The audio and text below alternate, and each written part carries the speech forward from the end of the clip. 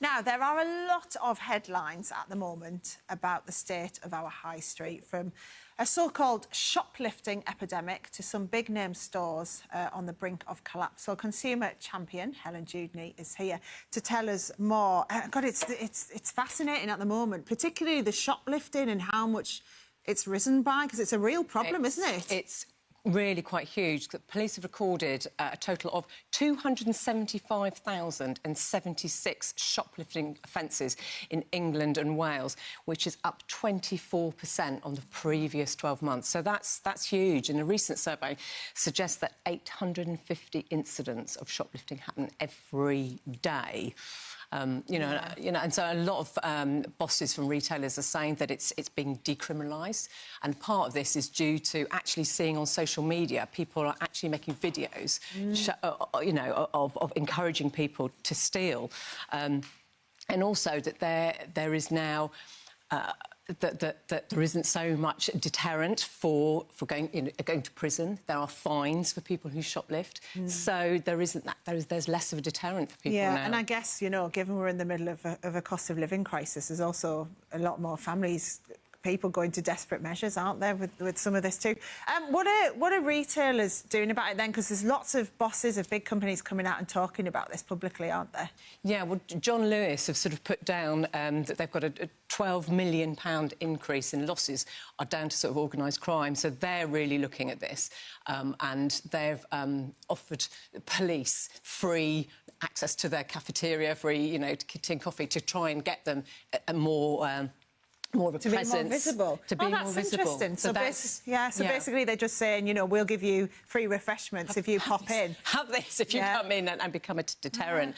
Primark and Tesco are offering their staff body cams to hope sort of protect them to get more images, and we're also seeing sort of dummy items. So it's in jars that are actually empty or in empty boxes, and locking things up. It was sort of meat and the alcohol, but now we're even seeing it on things like nappies, which is really sad. Yeah, and I mean, it's interesting, that thing about staff wearing body cam, because it also suggests the danger that some of the retail staff are in, doesn't it? And what's interesting is the retailers coming together, normally, fiercely against each other, but for this, they're coming together, aren't they? Yeah, they are. They're coming together for a project, Pegasus. So we're seeing sort of 10 of the biggest retailers, which is sort of mostly the supermarkets and Next, and they've contributed £600,000 to this project, and that will see sort of more investment in sort of technology and sort of face recognition, which will lead to a national database and that of face recognition. So that will be shared amongst police forces and retailers, and hopefully that will help. Yeah. And it's a mixture of different things, I think, that we're seeing. Yeah, and I'm sure we'll hear lots about the impact of that as time goes on.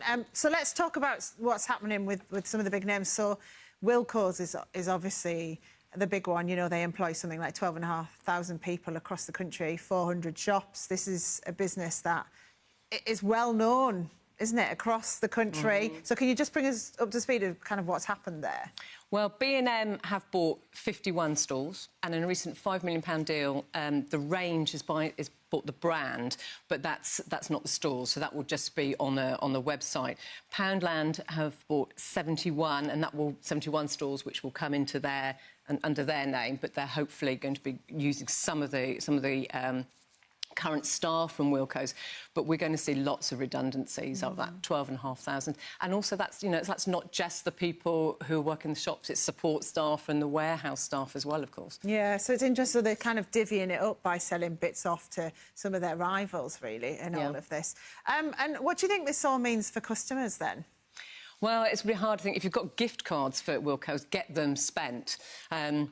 And certainly buy in store, but most importantly, if you're seeing any emails or texts to say, go to this website, there's Wilko, things are on offer, they're all a scam, because Wilko's website now no longer exists. So don't be tempted to buy anything from Wilko online. So get your gift cards spent quickly. If you've got any items that are faulty, then you need to be taking them back, because by the beginning of October there will be different owners, and so you won't have those rights. Yeah, I was reading a piece yesterday about how because Wilko's are reducing all their prices, it's really putting pressure on some of the other shops now, because obviously it's only for a short term that they've reduced their prices so much, but so it might also be a good time to get a bargain from Wilko's. It could be, it could be. Yes. So let's talk about supermarket loyalty, because there's been a bit of news about what's been going on there. Tell us that. Yeah, well, recently there's been a new report that says that that Tesco and Sainsbury's have been accused of hiking prices, and they're making it look like their loyalty scheme is reducing it. So, for example, in the report we've got Blue Dragon hot sweet chilli sauce, and the club price is £2, but the regular price was £2.70. But the regular price increased only 8 days before the promotion, and it's just 4% of the time over the previous 6 months that it's been at that higher amount. So a few days, so a bit of time before, the price was higher, then it was brought down by a similar amount to kind of what you're saving on the club card. So it's not really a saving. It's not really a saving, but I think this will form part of the Competitions and Markets Authority investigation into supermarkets. They are looking at the pricing, and that will form part of their investigations. Yeah. Is there anything you can do about it?